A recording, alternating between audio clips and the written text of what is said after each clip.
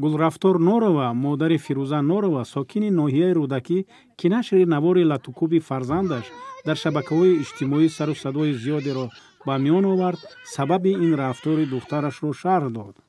شوهرش دوجا عروس بازی میکرده، رقص بازی میکرده، ایده پرتفته کره بی‌معنی میکرده، دختری من پرتفته.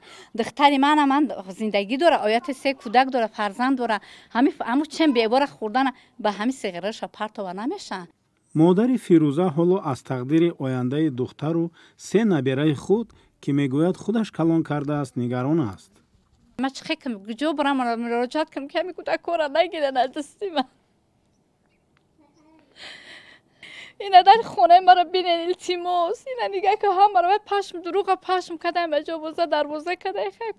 مادر حق دای گودک میزه خیلی با گودک پشتی گودک میگیره. مادر یک گناه کف من میزنم فرزنده میگم چی گناه کردی بچه جان کجا رفتی؟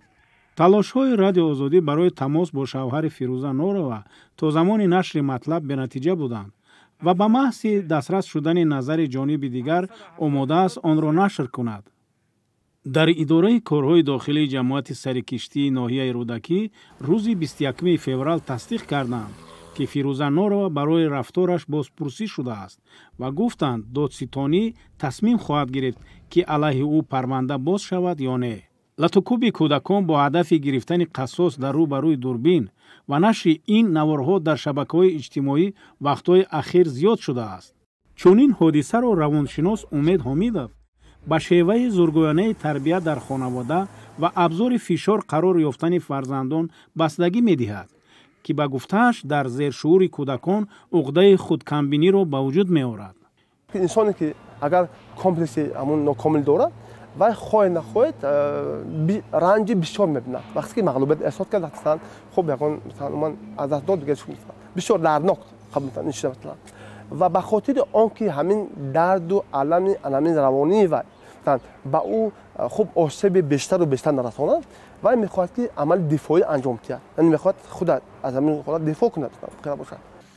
پارلمان تاجیکستان تابستان امسال قانون مسئولیت تعلیم و تربیت کودک را اصلاح کرد. بند 16 این قانون پدر و مادران را وظیفه‌دار کرده است که در پرورش کودک از زورآوری از جمله جزای جسمانی استفاده نبرند، به مناسبت بیرحمانه و غیر انسانی راه ندهند، شأن و شرف کودک را پس نزنند. هر کسی که کودک را حتی با هدف تربیت مشت و لگد میزند جزا میگیرد، گفته شده است در قانون مذکور.